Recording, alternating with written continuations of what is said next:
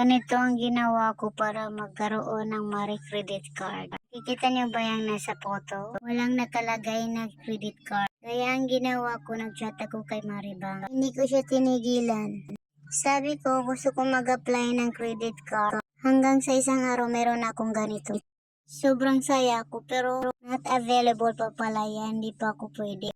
Sunod kong ginawa ay ni-update ko yung personal info ko sa settings niyo makikita. May makikita kayo na my profile at hanapin nyo yung personal info. Hintayin nyo 1 to 2 days. May makikita kayong ganito. Ayan, upgrade. Click nyo lang yung apply. Then, ganito na siya. Ibig sabihin yan, qualified na tayo for credit card. Lahat po niyang nakalagay ay kailangan nyo pong fill upan. Galingan nyo na lang sa pag-fill up. Ilalagay nyo rin yung trabaho ninyo at saka income para mas ma-approve agad. Meron po diyang payslip. May makikita kayong payslip pero hindi nyo naman kailangan yun ilagay. Hindi nyo kailangan mag-download. Yun ay para lang tumaas ang inyong credit limit.